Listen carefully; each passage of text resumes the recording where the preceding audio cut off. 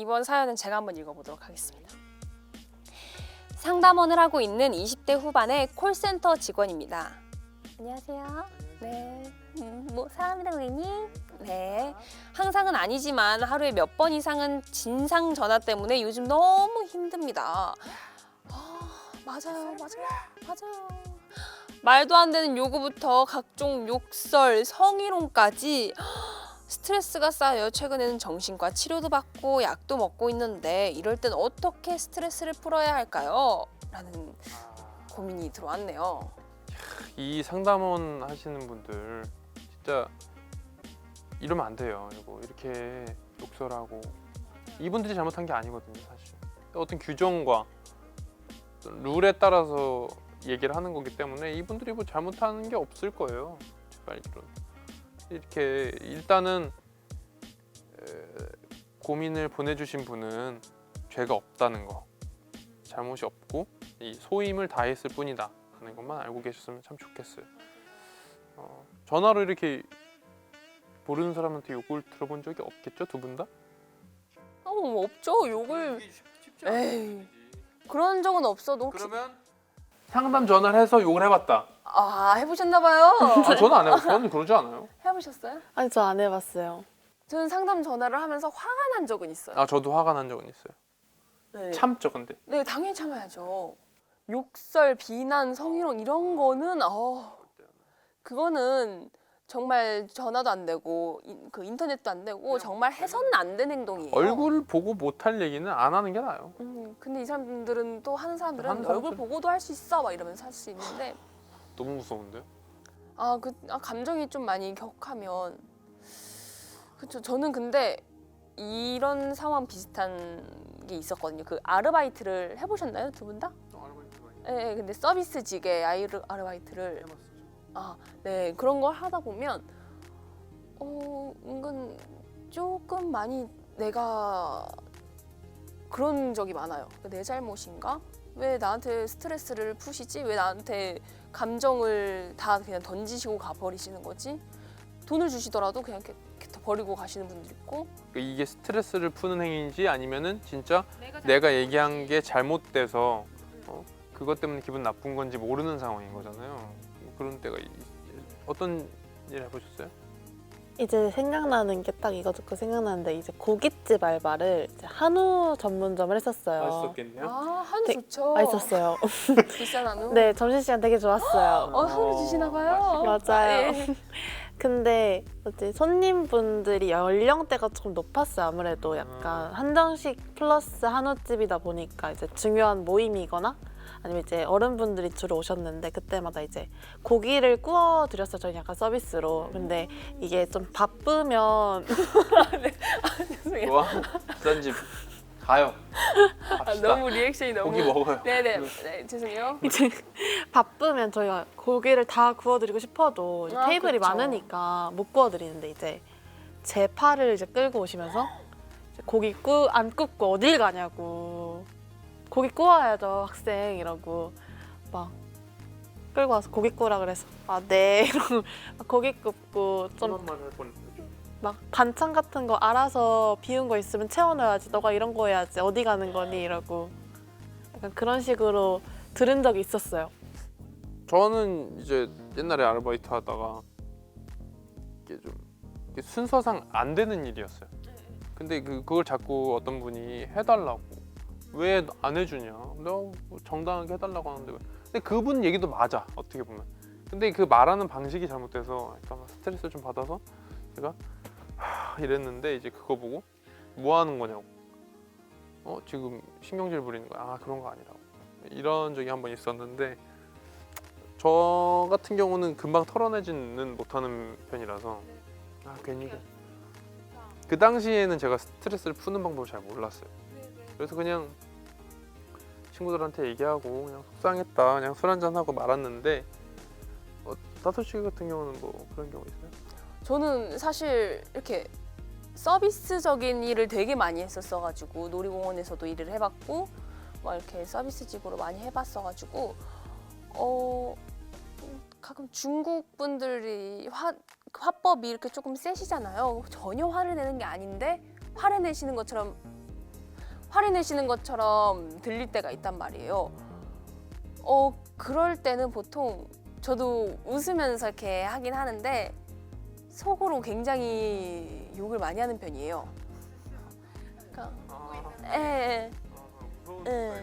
아니면 또 서비스직으로 막 여기 길을 모르겠다고요. 그래서 네, 저기 고객센터를 가시면 길을 알려드릴 수 있어요. 여기서 알려주면 되잖아요. 왜 몰라요? 직원 아니에요? 월급 받고 일하잖아요. 돈 안 받아요? 돈 받으면서 일해도 돼요? 이렇게 얘기가 나오시면 죄송합니다. 정말 죄송합니다. 진짜 죄송합니다. 네, 이렇게 제발 가세요. 제발 가세요. 보고 싶지 않아요. 이런 식으로 저는 그런 식으로 스트레스를 풀었어요. 이렇게 뒤 도시면 바로 나한테 왜 그러실까 저분이 진짜 무슨 일이 있었길래 나한테 그럴까 이런 식으로 복화술로 다 풀려요? 저는 오히려 얘기를 하면 조금 풀리는 편이어서 그렇게도 했었고 제가 읽었던 희곡책 중에서 전화벨이 울린다라는 희곡이 있어요. 거기 얘기가 콜센터를 다룬 이야기인데 이렇게 스트레스도 받고 각종 이렇게 순환이 있는 과정에서 주인공 분께서 화가 너무 나는데 이거를 어떻게 하실 수가 없으신 거예요. 주변에 같이 일하던 동료도 자살하는 경우도 있었고 그 희곡 안에서는 그래서 자기가 이걸 풀고 싶은데 어떻게 할 수가 없다. 스트레스가 너무 해서 나도 어떻게 될 것 같다라는 생각이 들었는데 그때 때마침 옆집에 살던 사람이 연극 배우였던 거였죠. 근데 그 연극 배우가 연습하는 장면을 보고 그러면 기쁘지 않아도 웃을 수 있고 화가 나더라도 웃을 수 있어요? 그걸 연기로 할 수 있어요? 그럼 저도 알려주세요. 그래서 연기 수업을 받는 그런 내용이거든요. 네. 그래서 스트레스를 받고 정신과까지 다니신다면 아마 차차 나아질 거예요. 그 정신과에서 스트레스를 이렇게 과도하게 이렇게 진단을 내려주시고 과도하다 스트레스가 약을 내려주신 거라면 금방 감기처럼 그건 나을 수 있지만 계속되는 반복적인 일이라면 그 스트레스를 풀 방법을 찾으셔야 될 텐데 책에서는 연기를 배우는 거 뭐 이런 게 있었죠. 저도 비슷한 건데 제가 이제 일을 하다가 스트레스를 받잖아요. 어쨌든 여러 가지 일을 하니까 그때 한동안 스트레스를 푸는 방식을 몰랐어요. 뭐 그냥 얘기를 하는 걸로 보통 끝났는데 그게 미안할 때가 있더라고요. 친구들한테 너무 미안하고 말하는 게 계속 얘기해야 되니까 그렇죠. 미안해가지고 그거를 하다가 이제 찾은 방법이 내가 현재 하고 있는 일과 완전히 동떨어진 일을 하는 거예요. 예를 들면 그 희곡에 나왔던 주인공처럼 완전히 다른 연기라는 걸 배워본 것처럼 저는 뭐 다이빙을 배운다든지 뭐 레고를 제가 레고 좋아하는데 레고를 한다든지 이런 식으로 현재 내가 하고 있는 일과 완전히 동떨어진 일을 하면서 성취감을 얻으면 그게 또 새로워요. 내가 이런 면에서도 이런 면에도 능력이 있구나를 확인하게 된단 말이에요. 예를 들면 저 게임 중에서 이제 그 보스를 잡는 게임을 하는데 뭐 다크 소울 3라는 뭐 그런 게임을 가끔씩 하는데 그게 누구랑 싸울 일도 없고 나 혼자서 그냥 이걸 해결하면 되잖아요. 그래서 그걸 어느 날 며칠에 걸쳐서 해결하면 내가 하는 일에서 가지는 성취감보다 훨씬 큰 성취감을 얻더라고요. 내가 이런 면에도 능력이 있고 할 수 있구나라는 그런 성취감을 느껴서 그런 식으로 스트레스를 푸는 방법도 좀 찾아보는 게 좋지 않나. 맞아요. 유라 씨는 스트레스 어떻게 풀어요? 살짝 매운 음식 단한 매운 음식 거? 좋죠. 네. 어떤 거 배우는 음식? 약간 이제 떡볶이라든지 닭발? 저는요. 희진 씨 말씀하셨던 것처럼 이렇게 스트레스를 푸는 방법 중에서 요새 비즈로 반지 만들거나 팔찌를 만들거나 요새 마스크 거리를 이렇게 만드는 게 전 좀 비즈를 그래서 잔뜩 사서 이렇게 하는데 그게 이렇게 꿰다 보면 우리 왜 안 줘요? 제가 만들어서 금방 드리도록 하겠습니다. 이렇게 다들 나눠드리면 좋잖아요. 근데 금방 한 20년 안에는 꼭 20년이요? 네네. 너무 스트레스를 많이 금방 받으셔야 되겠다 그럼.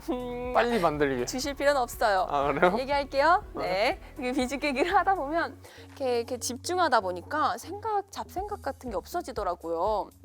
그래서 보통 이렇게 구슬 하나 꿰면서 생각 없애고 이거 하고 하는데 스트레스 받았던 그 기억들은 사라지고 그러니까 아까 말씀하셨던 것처럼 리셋이 되는 것처럼 이렇게 되고 따뜻한 차와 음악 틀어놓고 차 마시면서 이러고 있으면 너무 좋더라고요. 자기만의 시간을 보내는 게 그렇죠, 그렇죠. 그것도 저만의 스트레스를 푸는 방법이기도 하고 친구들 만나는 게 너무 좋아하는데 그건 요새 할 수가 없으니 네, 화상 틀어놓고 비즈 꿰기도 한 적도 있고 저는 말씀 많이 하시니까 콜센터에서 말씀하시는 거 외에 좀 정적인 거 아니면 오히려 앉아서 말씀하시니까 좀 움직일 수 있는 거 전 다이빙. 그걸 추천해 주시죠. 전 다이빙을 하면은 그게 이제 제 지인분들은 많이 아시는데 생각을 하면은 생각을 하는 것조차 호흡을 써야 되는 그러니까 숨을 써야 되는 거예요 산소를. 그래서 생각을 하면 오래 못 있어요 물 속에. 아 생각 없이. 네, 그러니까 생각을 안 할 수 있는 게 살려면 생각을 안 해야 돼요. 되게 이상한 거죠. 보통은 살려면 생각을 해야 되는데 물 속에 들어가면 살려면 생각을 안 해야 된단 말이에요. 그러니까 되게 좋아요 오히려. 내가 이곳에 있을래 강제가 되는 거죠. 생각 뭐라고 하나 무념무상이 강제가 되는 거예요. 그래서 되게 좋더라고요. 유라 씨는 추천해 줄 만한 다른 저는 한번 등산을 해본 적이 있는데 되게 스트레스를 받을 때 아, 이렇게 살아가도 되나 싶을 정도로 그런 상태였을 때 엄마 아빠 따라서 등산을 한번 가본 적이 있는데 하면서 와 이게 진짜 극한 고통이구나. 그보다 더한 고통 어. 네, 내려갔을 때 와 삶이 이렇게 아름답구나 약간 이런 약간 이열치열이나. 네, 좀 네. 다른 의미로 받아들였는데 그런 의미였구나. 어. 지금 받는 스트레스보다 더 네. 극한의 상황을 몰아넣어서. 그때 힘든 거 생각하고 지금 힘든 거 약간 버티고 아, 이거는 해병대 체험을 한번 다녀오시는 것도 괜찮은 거고. 저는 아, 그러니까 산을 올라가면서 욕을 하는 게 낫지. 계속 직장 생활에서 있었던 일들 갖고 생각을 하고 그걸로 욕을 하게 되면 더 막 스트레스에 스트레스 막 그렇게 되니까 차라리 다른 포인트로 가서. 집안에 막혀 있으면 힘들잖아 약간 혼자 있으면 맞아요, 맞아요. 그리고 코로나 때문에 어디 뭐 이렇게 밀폐된 공간을 못 가니까 등산도 괜찮을 것 같아요. 저는 시 쓰는 거. 그러니까 저는 이제 보는 걸 좋아하거든요. 예를 들면 숲을 본다든지 산을 본다든지 바다를 본다든지. 그쵸? 이 사람들하고 말 안 하는 거. 어쨌든 저도 말을 하는 직업인데 사람들하고 말 안 하고 보고 그것들이랑 같이 있는 어떤 자연과 같이 있는 게 중요한 것 같아서 그 있는 순간을 충분히 느끼면 조금 나아하는 것 같아요. 그게 되게 나한테 중요하고 소중한 시간이더라고요. 저는 딱 그 취미 얘기를 하기 전에 정신과 다닌다는 얘기를 조금 앞쪽에서 말씀을 해주셔가지고 그런 얘기를 봤어요. 정신과 의사들이 보통 우울증이나 조금 그 감정 기복이 심하거나 스트레스 많이 받았을 때 혼자 있는 시간을 많이 줄여라 그래요? 라고 하시더라고요. 뭐 대부분의 뭐 많은 다 그런 건 아니지만 어떤 분들에게는 그게 더 나을 수도 있다라고 생각을 하더라고요. 혼자 안에서 혼자 있는 시간에 다른 생각을 조금 잘못된 생각도 할 수도 있고 자기 속으로 빠져들 수 있으니까 사람과 만날 수 없는 좀 그런 때긴 하지만 가족들이라도 같이 만나서 얘기를 하거나 뭐 저희 가족은 이건 정말 사담인데요. 코로나가 터지고 나서 집에서 많이 외식하는 것처럼 음식을 먹어요. 음식을 잔뜩 사다가 이렇게 집에서 펼쳐놓고 그러고서는 가족 4명이서 마피아 게임을 한다거나 가족이 4명이서 마피아를 하면 예. 아니 그냥 한 명은 시민이고 한 명은 네? 마피아고 2명은 시민이에요. 한 명 죽으면 끝나는데 그런 것처럼 해요. 되게 묘하네요. 네, 그리고 또 이마에 뭐 붙이고 알아맞추기 서로 이름 알아맞추기 뭐 그런 게임 있잖아요. 그런 거 하고 등에다가 뭐 그림 쓰기 뭐 그런 것들을 하거든요. 그런 것처럼 혼자 있는 시간을 줄이고 가족과의 시간을 더 많이 늘린다거나 게임을 해서 기분 전환을 시킨다거나 그런 것도 좋은 방법일 것 같고 취미 생활이라고 딱 떠오르는 거는 저는 좀 움직일 수 있는 거를 한번 해보셨으면 좋을 것 같아요. 그 운동, 무슨 요가? 마음까지 수련할 수 있는 뭐 그런 것도 괜찮을 것 같아요.